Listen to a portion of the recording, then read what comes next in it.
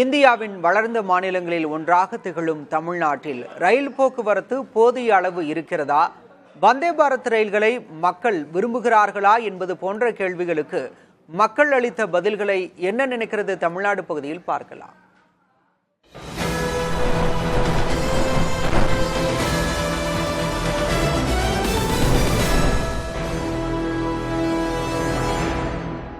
தமிழ்நாட்டில் மக்கள் தொகைக்கு ஏற்ற ட்ரெயின் நம்ம ஊரில் இன்னும் இல்லைனா அது இன்னும் ட்ரெயினை இம்ப்ரூவ்மெண்ட் பண்ணால் கொஞ்சம் நல்லா இருக்கணும். எங்களுக்கு ஏழை எளிய மக்களின் வாகனமாக இருக்கக்கூடிய ரயில் தமிழ்நாட்டில் அதிகமாக இயக்கப்பட வேண்டும். ஃபேமிலி குழந்தையோட கூட்டிகிட்டு போயிடுவோம், ஒரு ட்ரெயினில் சொகுசாக போகணும் ஆசைப்பட்டு ட்ரெயினுக்கு வர்றதுக்கு இந்த மாதிரி சூழ்நிலை பண்டிகை காலத்தில் டிக்கெட்டே கிடைக்க மாட்டேங்குது. சென்னை தான் முக்கியமான இடம், அங்கேருந்து தான் எல்லாரும் வெளியில் வர்றாங்க. மதுரை, நாகர்கோவில், கன்னியாகுமரி வரைக்கும் போகிறாங்க.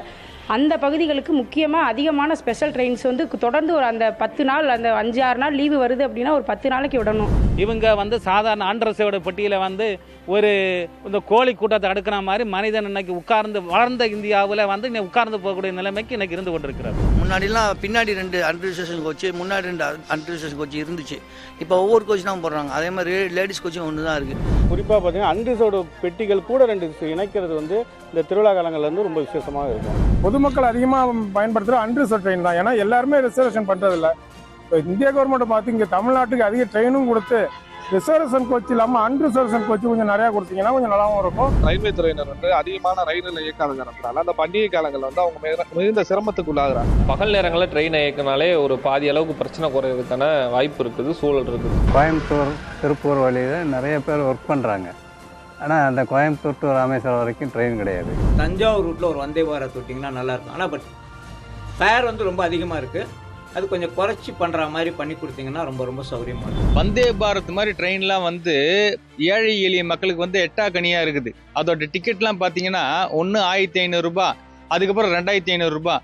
இதெல்லாம் ஒரு சாமானியம் அந்த ட்ரெயினில் போகிறது ஒரு சாத்தியம் இல்லாத விஷயமா இருக்குது. இப்போ வந்தே பாரத்துங்கிற மத்திய அரசு திட்டத்தின் கீழே ரயில்வே கட்டணத்தை உயர்த்தினா பாமர மக்கள் ரயில்வேல ஏறி பயணம் செய்கிறது காணல் நீரா போயிடும்ங்கிறது தான் என்னுடைய கருத்து. புதிதாக உருவாக்கக்கூடிய வழித்தடம் எல்லாமே வந்தே பாரத்தில் மட்டும்தான் வருது அப்படின்றது ஏற்கக்கூடியதாக இருக்காது. ஏன்னா இது அடித்தட்டு மக்களுக்கு பயன்படாது. வந்தே பாரத் தான் இப்போ பார்த்தீங்கன்னா பணக்காரங்க, சாஃப்ட்வேரில் இருக்கவங்க தான் போகிறாங்க.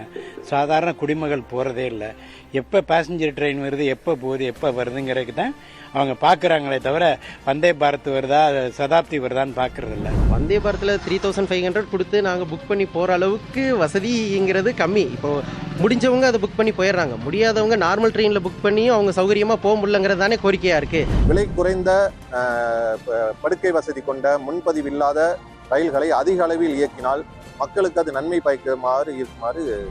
வளர்ந்த தமிழகத்தில் தமிழ்நாடு மற்ற மாநிலங்களை ஒப்பிடும்போது ரயில் சேவையில் பின்தங்கி தான் இருக்குது. இது சம்பந்தமாக அரசு உரிய நடவடிக்கை மேற்கொண்டு தமிழகம் முழுவதும் பிற மாநிலங்களில் இருக்கிற அளவுக்கு ரயில் சேவையை அதிகப்படுத்தணும் அப்படின்னு கேட்டுக்கிறோம்.